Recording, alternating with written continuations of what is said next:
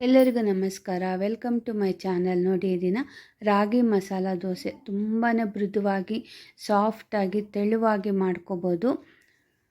ರುಚಿನೂ ಸಹ ತುಂಬಾ ಚೆನ್ನಾಗಿರುತ್ತೆ. ಇದಕ್ಕೆ ನಾನು ಕಡಲೆಬೀಜ ಚಟ್ನಿ ಮತ್ತು ಪುದೀನ ಚಟ್ನಿ ಮಾಡಿದ್ದೆ. ಮತ್ತು ಸಾಂಬಾರ್ಗೂ ಅಷ್ಟೇ ತುಂಬಾ ಚೆನ್ನಾಗಿರುತ್ತೆ. ನಾನು ದೋಸೆ ಹಿಟ್ಟಿಗೆ ಹಾಕಿದ್ದೆ. 1 ಕಪ್ಪಷ್ಟು ದೋಸೆ ಹಿಟ್ಟು ಮಿಕ್ಕಿತ್ತು. ಆ 1 ಕಪ್ ದೋಸೆ ಹಿಟ್ಟಿಗೆ ನಾನು 1 ಕಪ್ಪಷ್ಟು ರಾಗಿ ಹಿಟ್ಟನ್ನು ಸೇರಿಸ್ಕೊತಾ ಇದ್ದೀನಿ. ಇದಕ್ಕೆ ಸ್ವಲ್ಪ ನೀರನ್ನು ಹಾಕಿ ಉಪ್ಪನ್ನು ಸ್ವಲ್ಪ ಸೇರಿಸ್ಕೊಂಡು ಎಲ್ಲ ಮಿಕ್ಸ್ ಮಾಡಿಕೊಂಡು ಒಂದು 3 ಗಂಟೆ ಕಾಲ ನೆನೆಸಿಕೊಂಡಿದ್ದೀನಿ. ನೋಡಿ, ನಾವು ಸಾಮಾನ್ಯವಾಗಿ ದೋಸೆ ಹಿಟ್ಟೇನಾದರೂ ಮಿಕ್ಕಿದ್ರೆ ಅಕ್ಕಿ ಹಿಟ್ಟನ್ನು ಸೇರಿಸಿ ಈ ಥರ ಕಲಸಿಕ್ಬಿಟ್ಟು ಮಾಡ್ತೀವಿ. ಈ ದಿನ ನಾನು ರಾಗಿ ಹಿಟ್ಟನ್ನು ಸೇರಿಸ್ಕೊಂಡೆ. ನೋಡಿ ಎಷ್ಟು ಚೆನ್ನಾಗಿ ದೋಸೆ ಹಿಟ್ಟಿನ ಅದಕ್ಕೆ ಬಂದಿದೆ.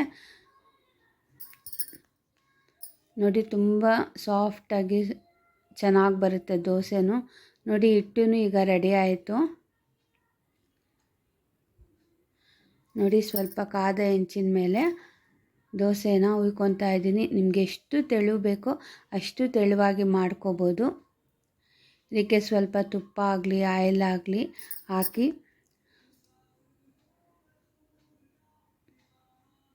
ತುಂಬ ರೋಸ್ಟಾಗಿ ಬರುತ್ತೆ, ಕ್ರಿಸ್ಪಿಯಾಗಿರುತ್ತೆ. ತುಂಬ ಮೃದುವಾಗಿಯೂ ಮಾಡ್ಕೋಬೋದು. ನಾವು ಯಾವ ಥರ ಬೇಕೋ ಆ ಥರ ಮಾಡ್ಕೋಬೋದು. ನೋಡಿ, ತುಂಬ ಸಾಫ್ಟಾಗಿ ಬಂದಿದೆ ದೋಸೆ.